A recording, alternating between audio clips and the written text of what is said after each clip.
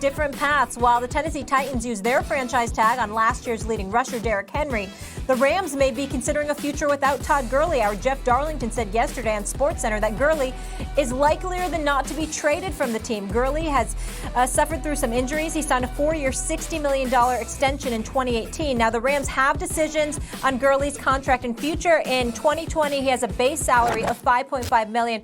That becomes fully guaranteed. Gurley also has a $5 million 2021 roster bonus that would become fully guaranteed Friday as well. Ryan Clark back here with us. Max, does Gurley prove that the Titans made the right move with Henry?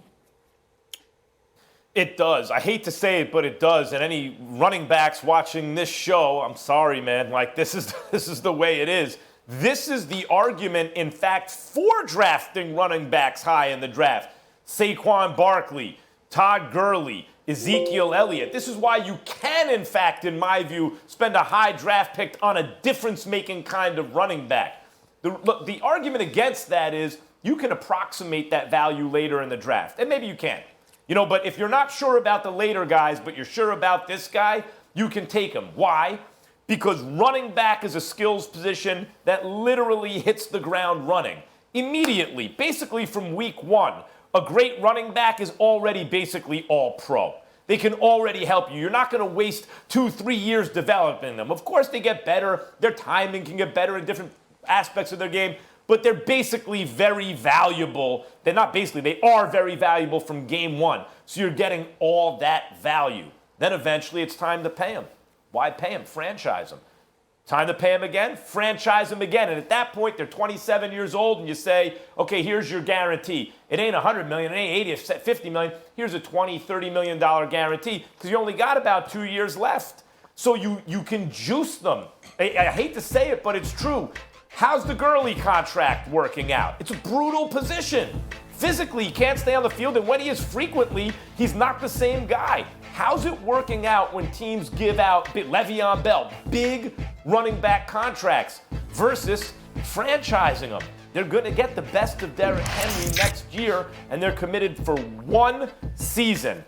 Derrick Henry, I hope you get your money. Running backs out there, nothing personal. I want you to get paid. But this is the reality of the way the business is structured. Running backs never really have to get that payday. At least the smart teams don't give it to them.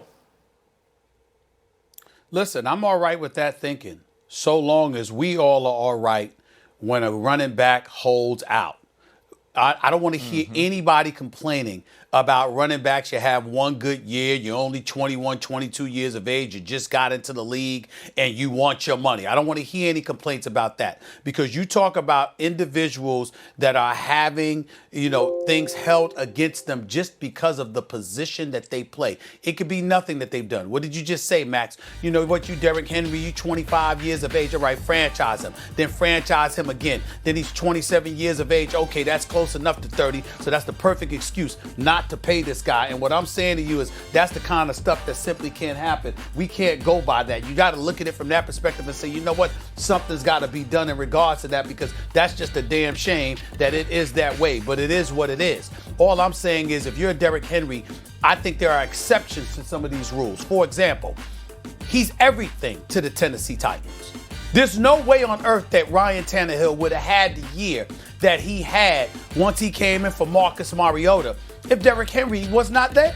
There's just no way. And so when you take that into consideration, and he's the one that reaps the benefit. I mean, we had questions as to whether or not Ryan Tannehill should have been a backup quarterback in the National Football League. And because of the exceptional play of Derrick Henry and the load that he carries, 303 carries, 1,500 plus yards, Ryan Tannehill ends up walking away with a 4-year, $118 million deal with about $91 million guaranteed. There's no way in hell that he had that money coming to him if it were not for Derrick Henry's performance. So I know he's a quarterback. Derrick Henry's a running back. But in the end, when you see the value and how those guys are the ones that suffer, I don't want to hear anybody complaining when a young cat at the running back position demands his money very, very early, because we understand it. Stephen A., you're right. And RC, real quick, can we just pause for 1 second to acknowledge Stephen A., with the over-the-shoulder, the remote, Didn't miss a beat the whole time. That was smooth. Stephen A., that was smooth. That's a pro, boy. He's a true professional. Yes, I do. You know what? Yeah. I expect nothing less from Stephen A. It's not just Todd Gurley, though. It's the entire running back position. It's the way that it works right now. Let's look at the dudes who are extremely special, the Saquon Barkleys, the Christian McCaffreys. I think those are guys who are going to get money when it's time for their contracts to be renewed, because we're going to see special traits in them, much like we saw special traits in Adrian Peterson. The rest of the guys are kind of just guys, right? Look at Nick Chubb, a second-round draft pick. He's a Pro Bowler in Cleveland. Alvin Kamara, he goes in the third round to the New Orleans Saints. He's a guy who's now become a perennial Pro Bowler. So you can find these players in the draft that come in right away and make a difference on your team, and they don't have to be top 10 picks, even though Christian McCaffrey was. And so in that sense, you say, okay, we can find people in the draft that help our team win football games. Now let's look at the guys that get new contracts. Todd Gurley, Ezekiel Elliott. You can also go to Le'Veon Bell. Two of those people are not happy at all. Right? If you listen to things coming out of LA, you listen to things coming out of New York, those are deals that many people think that they shouldn't have signed, or they shouldn't have allowed Todd Gurley and Le'Veon Bell to sign. And then you go to Ezekiel Elliott and you look at the $90 million that he got, the 50+ guaranteed. This is a team that doesn't make a dent in the season, even though you have the highest paid running back. And so when you look at all of these things happening, it's starting to be, this is not only a situation like quarterbacks where you say, you know what? Once you pay a quarterback that big money, you can't win, right? Because you can't put things around him. You can't build. It's also becoming that once you pay that running back that big money, one, the production doesn't match up.